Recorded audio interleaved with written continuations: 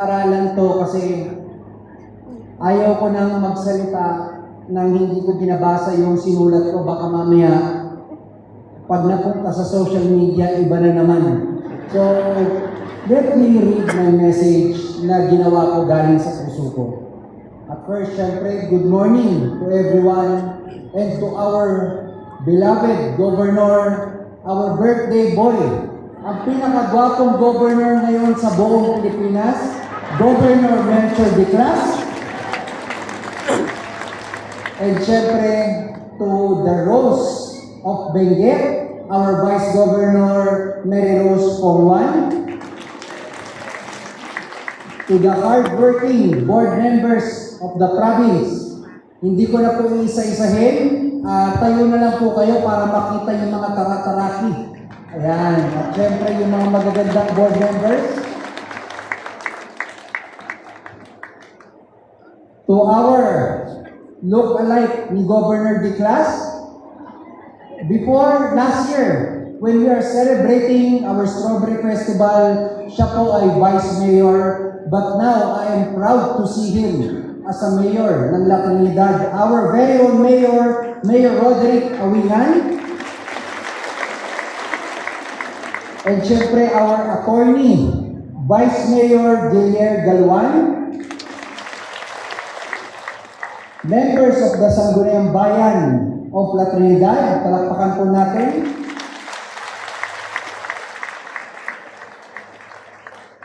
And our visitors from Guagua, hindi ko po pala kanina nabanggit, I have a friend in Guagua, si Brian Maglaki. Ang father niya ay si Bimbo Maglaki, na dati po ay tumakbo ng Vice Mayor or Mayor ng Guagua before. Ayan, so welcome po to our guests. And syempre to our visitors from Guam. Hopefully, I will be invited to go to the beautiful country of Guam. To BSU President, President Kenneth, to the DPWH, District Engineer Jaime, to the PNP, to the DFP, to all of the officials of La Trinidad. Good morning sa inyong lahat. And syempre, the Mayor of Guam is headed by Mayor Kevin Susuico. Ayan, Sir Mayor. Si Mayor is kamukha ni The Rock. Ayan. So, siya po yung strong version ni Governor Melchor Diclas. To all the proud people of La Trinidad, Happy Strawberry Festival. Today, we are gathered not only to celebrate the strawberry industry, but also to celebrate life, labor, and the limitless spirit of our community. Today, we pay tribute to everyone who in one way or other helped and is helping our strawberry industry grow and is pushing La Trinidad to its highest. Ang nag-iiba lang ngayon, mas limitless na ang La Trinidad.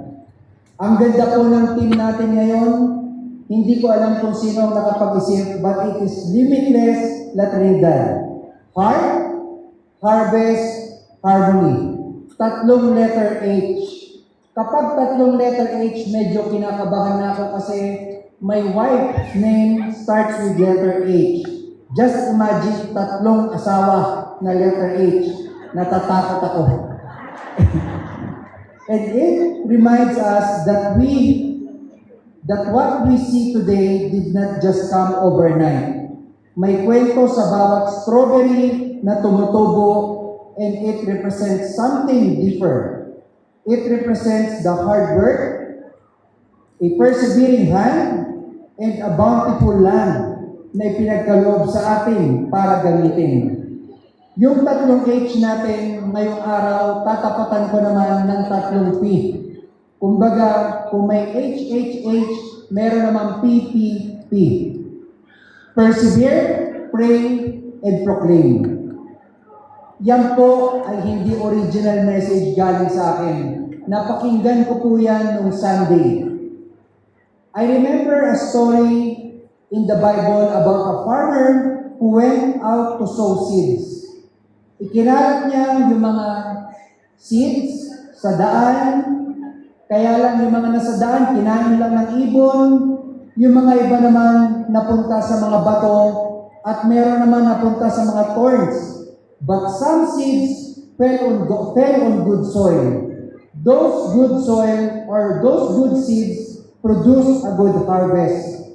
And that story reflects La Trinidad. Napakahirap talaga magbasa, lalo na English. Pasensya na po mga kailan niya. Ang dila ni Yap ay maigsi parang si Coco Martin. Ayan. Ang unang P is pray. Pray because everything begins in the heart. Our farmers do not begin with harvest. They begin with hope. Wala naman nagtatanim na may bunga kaagad. Nagsisimula muna sa sana all. Sana maganda ang panahon. Sana hindi masira ang pananim. So they always pray. They trust in God's provision kasi bago magkaroon ng fruit, there must be faith. Before there is abundance, there must be surrender. A limitless La Trinidad begins with a heart that believes. We trust in the goodness of our people, sa mga namamahala sa ating bayan. Magtiwala tayo because only then can we move forward.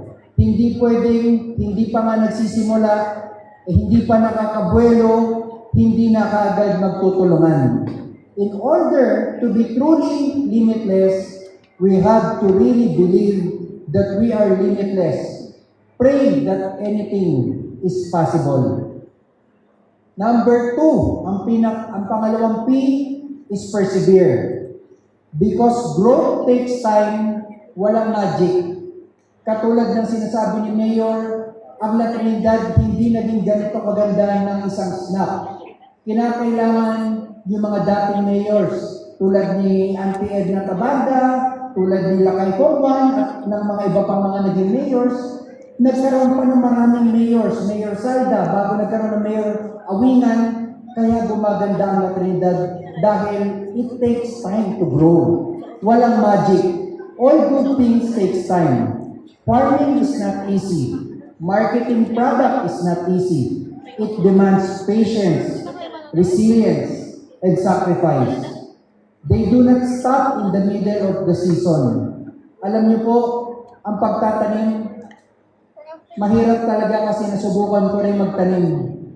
Ang tinatanim ko, lettuce lang pero hindi pa nabubuhay. Bago ko mag-harvest, nauunan ako ng bagyo. Kaya naiintindihan ko ang farmers yung hirap na pinagdadaanan nila. But we don't take shortcuts. Hindi overnight may solusyon ang lahat ng problema. We must learn how to look at the bigger picture. The entire process before we say na hindi gumagana, hindi tama ang programa. Sadly, some tend to look at the surface. Nakikita na may konting aberya o may hindi naiintindihan, gusto sumulat kaagad kung kani-kanino. Gusto na kaagad magreklamo without understanding what is going. The process is very, very important. Dapat maintindihan natin ang proseso ng bawat pagbabago, ng bawat development. Katulad ngayon, nakikita natin si Mayor Awingan, ang Vice Mayor Galwan, at ang Sangguniang Bayan. They are working hand in hand para magbigay ng pagbabago, kagandahan sa La Trinidad. But first, we have to be patient. We have to persevere kasi hindi naman kapag binoto natin sila, nanalo na, the results will come instantly. No. Maybe it will take more than 8 years, maybe another leader. But what is important, we keep on growing. We keep on persevering. Nilalagpasan natin lahat ng problema. At yan po ang importante sa atin. Even the harvest is not yet in sight. Alam nyo, yung pagtatanim natin, uulitin ko, patience ang kailangan. We should persevere lahat ng dadating because hindi po lahat yan automatic. And lastly, we have to proclaim. Proclaim because our bounties, our blessings are meant to be shared. Today, we celebrate, we lift up the fruit of our labor, the beautiful to the beauty of our land, and the strength of our people. Ito pong strawberry farm na ito is more than just an event. It is a testimony that God is faithful. A testimony that our farmers and workers, laborers are heroes. A testimony that when a community stands together, the harvest becomes greater. We stand together regardless of our past, regardless of our difference, because we owe it to our children. We owe it to those who came before us to stand together and figure things together and thrive together. Hindi maganda pag binabasa, no? Alam nyo, hindi ko natatapusin kasi mahaba pa yan, baka antukin kayo. Ngayong araw na to, gusto nyo bang ma-bless? Alam nyo, ang blessing, hindi lang yan sa ayuda, hindi lang yan sa pera. Ako, I was blessed. I'm very, very blessed. Pero, magtataka kayo, paano ka na-bless? Hindi ka makalabas ng bansa because I have a precautionary whole departure order issued by Sandigan Bayan. Ikukulong ako, sabi ni John V. Cremulya noong January. Di ba? Yung mga iba, nagugulat, nandiyan pala si congressman niya, akala namin nagtago na sa bundok. Well, bundok naman tayo.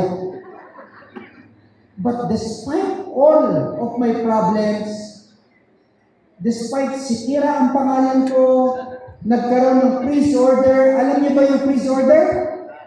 Parang sa ato, na-freeze yung mga halaman, hindi natin mapakinabangan. Ganyan po ang nangyari sa akin. Yung mga pera ng pamilya ko, lahat naka-freeze. Lahat ng asset ko naka-freeze. But, if you're gonna ask me, nararamdaman mo ba na pinahihirapan ka ng Diyos? No. Nararamdaman ko na binibless ako ng Panginoon Diyos because I was very, very fortunate na ipakita sa akin ng Diyos what is really important. Before, akala ko ang important is to serve. Tumulong, magpagamot ng tao, magpagawa ng ospital, magpagawa ng eskwelahan. Before, I think that is enough. That is the work of the congressman to file a bill, to help the people, to progress our province, to bring progress to our province. But now, my eyes are very, very open. Kaya ko pang dagdagan ang maitutulong ko sa probinsya. If I could give you what God has given me, mas importante yun. Alam niyo ba ano ang binigay sa akin ng Diyos? Binigyan niya ako ng relationship sa Kanya. Just imagine, sino dito ang gusto maging close kay Mayor Awingan para pag may kailangan, mabilis? Hindi ba maganda kapag may padrino? Ang padrino, it works in our country. Kapag ikaw ay may kilala, mabilis ang permit. Kapag ikaw ay may kilala, mabilis ang lisensya.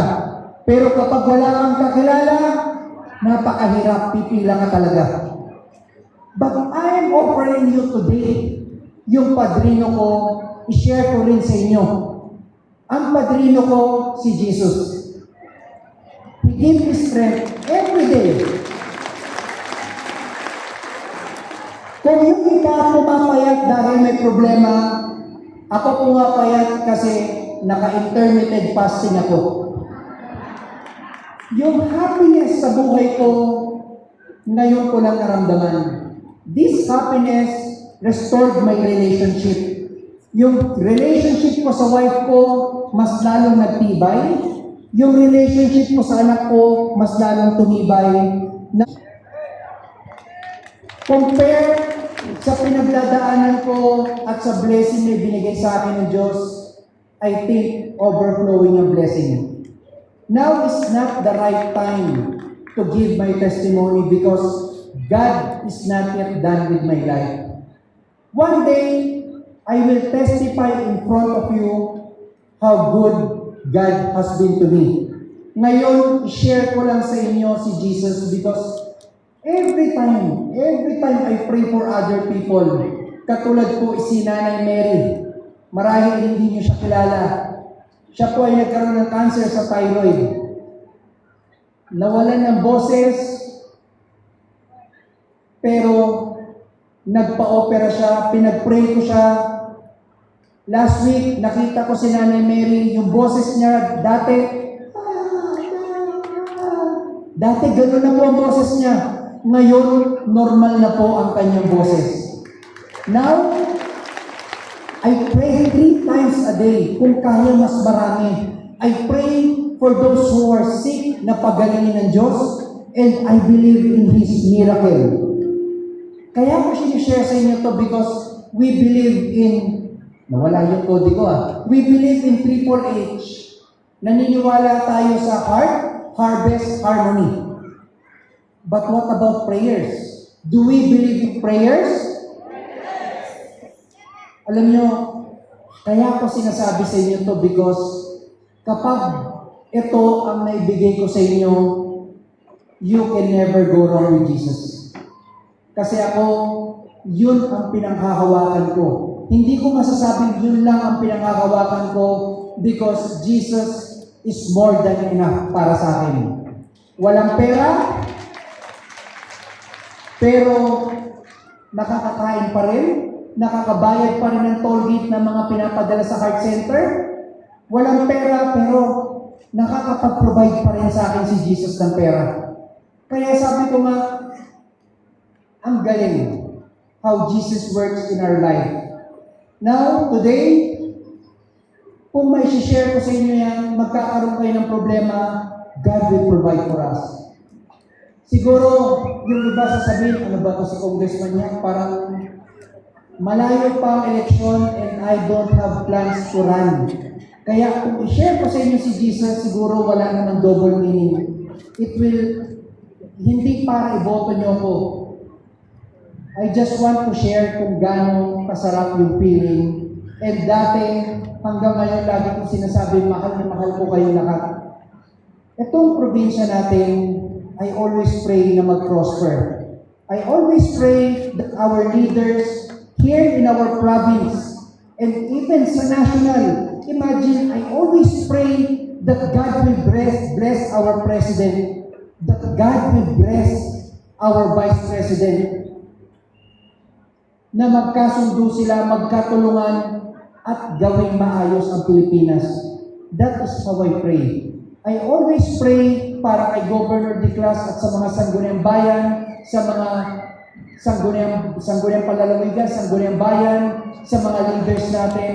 I always pray for them na bigyan sila ng wisdom para magawa na yung trabaho nila. Kaya nga mga kaibigan, be patient. When we pray, hindi automatic dadating yan ha. Kasi yung faith ko, pinagdasal ko 10 taon na bumalik. Bumalik lang siya sa akin 2025, October. During the time na talagang sad-sad na ako. Kaya nga uulitin ko, I am broken because God has a plan for me. I surrender to Him because I trust in Him. Yung buhay ko, lahat sinuko ko na sa Diyos, bahala na siya sa akin because I trust in Him. And I believe that one day, God will restore my life. Lahat ng tinanggal niya sa akin, ibabalik niya sa atin doblado. Kapag bumalik sa akin lahat yun, ibabalik ko rin sa probinsya natin. Okay po ba yun? Again, Happy Strawberry Festival. And please remember, kahit anong mangyari sa akin, kahit makulong ako ng walang kasalanan, please remember, mahal na mahal ko kayo, and kahit anong pinagdadaanan ko, hindi ko pinababayaan ang probinsya natin. Kung si Jose Rizal nakapagsulat sa kulungan, ako, magdadala ako ng proyekto dito na mas marami kahit nakakulong ako. Kaya nga kung hindi pa nakakahiya pag nakulong ka, wala naman nakakahiya. Si Jose Rizal nakulong. Si David, hindi siya ginawang hari ng Diyos. Pinaharap muna siya kay Goliath bago siya ginawang hari. So, I accept my fate. Kung ano ang pagdadaanan ko, I have no regrets. Serving our province is worth dying for. Akala ng iba, hindi totoo, kasi dati eleksyon, but serving our province is worth dying for. Kung dahil naging congressman ako ng Benguet, I am politically persecuted and I can face death penalty, imprisonment, I am ready. Because I have no regrets, because I serve our province well, and I have loved all of our Kailians. At mga congressman, paano yung mga taong hindi naniniwala sa iyo? I just tell them, it is not important what they know. What is important, alam ng Diyos kung ano ang totoo. Because kung ano ang hindi malaman dito sa mundo, eternity will uncover. Kaya sa mga politiko dito, public servant dito, who are persecuted, kung sino yun sa inyo, mga pinagbibintangan, huwag kayong mag-alala. Just do your job. One day, malalaman ng mga tao yan, whether or not nabuhay pa tayo o patay na tayo, they will know kung ano ang ginawa natin. And that is the most important. Hindi kung ano yung nababasa natin sa social media. What is important, kung ano ang alam ng Diyos. Before I end my speech, babasahin ni Councilor Belmer Ellis mamaya yung speech ni Senator Erwin Tulfo, but kanina kausap ko siyang umaga, he really want to attend. Nag-charter siya ng chopper para makahabol sa session niya mamaya. Kaya lang, unfortunately, meron silang committee hearing this morning. But, ganun pa man, I will just give you a background kung gaano kamahal ni Senator Erwin Tulfo ang Benguet. Yung 200 million na building ng College of Medicine, si Senator Erwin Tulfo ang linapitan ko para magpondo niyan. At ngayong 2026, nasa GAA. Yung completion ng College of Nursing, 50 million yung building, si Senator Erwin Tulfo ang linapitan ko at napondohan po niya yan. Meron pa kami inalagay yung Tartanite Oval at Stadium sa BSU. Hindi umabot this year because sa DPWH wala atang title for that. But he will not give up. 2026, before I end my term, hopefully, ang BSU may Tartanite Oval na, meron na rin tayong gymnasium. So that we will be proud na ang BSU natin ay maganda na. Senator Erwin Tulfo is focusing on La Trinidad because naniniwala siya na itong capital town natin is a showcase of our province. Because ang mga turista sa Baguio dito muna pumupunta bago pumunta ng Ato. That's why he promised me that every year he will allot infrastructure development sa ating probinsya or dito sa La Trinidad, 250 million. And school building, meron din siyang pinasok ngayong 2026. School building worth 250 million sa buong Benguet province po yan. So, our mission here, before the end of 2028, punuin na natin yung mga kulang na classroom. Para pagdating ni Governor Diclas, hindi na niya problemahin ang classroom. Para pag si Governor Diclas na ang congressman, makapokus siya sa mga hospitals naman ng bawat munisipyo. Again, magtulungan tayo. Mabalin ba yun? Magtulungan tayo let us support our leader. Hindi naman election ang support natin. Let us support now our leader. Let us pray for them. Pray for them na magagawa nila or namin ang trabaho namin, and may we give you the best of our service. Mabalin ba yun? Let me end my speech with a prayer. Okay lang ba? Magtakder tayo?